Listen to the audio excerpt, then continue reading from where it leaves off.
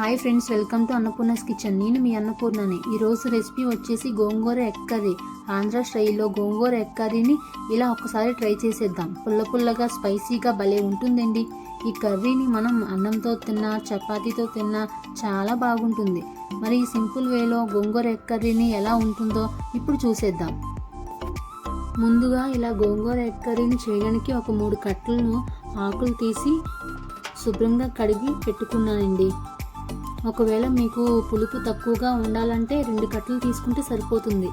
ముందుగా కుక్కర్లోకి కొంచెం గోంగూర, 2 పచ్చిమిరపకాయలు, 1/2 గ్లాసు వరకు వాటర్ తీసుకొని మంచిగా ఫ్రై చేసుకోవాలి. గోంగూర అనేది కొంచెం వేడి చేయగానే ముద్దలాగా అవుతుంది. ఇలా అంతా చల్లారాక గోంగూరని మిక్సీ జార్లోకి తీసుకోవాలి. దీన్ని మెత్తగా గ్రైండ్ చేసుకుని పక్కన పెట్టుకోవాలి.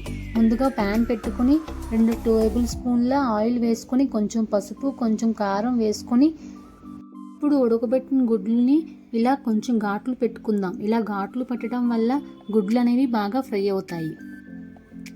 కలర్ వచ్చినంత వరకు ఇలా ఫ్రై చేసుకోవాలి. ముందుగా ప్యాన్లోకి ఆయిల్ తీసుకుని ఒక 2 ఉల్లిపాయలని చిన్న ముక్కలుగా కట్ చేసుకొని 2 పచ్చిమిరపకాయలు వేసి ఫ్రై చేసుకోవాలి. మంచిగా ఫ్రై చేసుకోవాలి. మంటను మీడియం టు హై ఫ్లేమ్లో పెట్టి ఫ్రై చేసుకోవాలి. ఉల్లిపాయలు అనేవి ఎంత మంచిగా ఫ్రై అవుతాయో అప్పుడు కర్రీ అనేది మంచి టేస్ట్ వస్తుంది.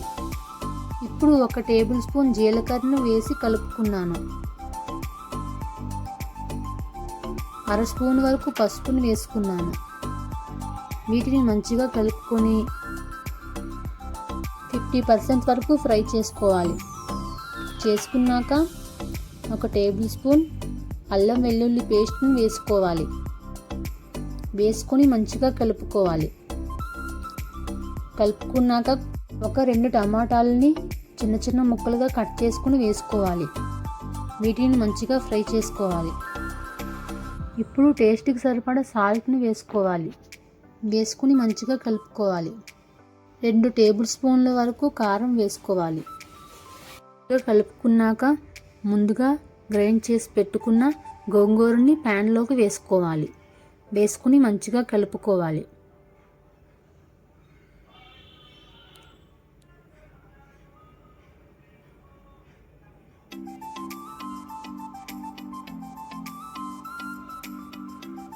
కలుపుకున్నాక గ్రేవీకి సరిపడినంత నీళ్ళను వేసి కలుపుకోండి. ఇందులో మనం ఫ్రై చేసుకున్న ఎగ్స్ని కూడా తీసుకుందాం. ఎగ్స్ని తీసుకొని ఒక్కొక్కటి కర్రీలోకి వేసుకోవాలి. 1 టేబుల్ స్పూన్ ధనియాల పొడి వేసుకోవాలి.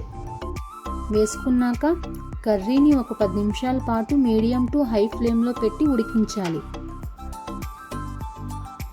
తర్వాత లాస్ట్లో కొత్తిమీర చల్లుకొని స్టవ్ ఆఫ్ చేసుకోవాలి. అంతేనండి, వేడివేడిగా సర్వ్ చేసుకోవడమే. సో ఫ్రెండ్స్, ఈ గోంగూర ఎగ్ కర్రీ మీకు నచ్చినట్లయితే లైక్ చేసి మీ ఫ్రెండ్స్కి షేర్ చేసుకోండి. ఈ రెసిపీ చేసి టేస్ట్ ఎలా వచ్చిందో కామెంట్లో చెప్పండి. మరిన్ని టేస్టీ రెసిపీస్ కోసం నా ఛానల్ని సబ్స్క్రైబ్ చేసుకోండి. ఇప్పటికీ ఈ వీడియోని చూస్తూ నా ఛానల్ని సబ్స్క్రైబ్ చేయకుండా ఉంటే చేసుకోండి. Thank you for watching.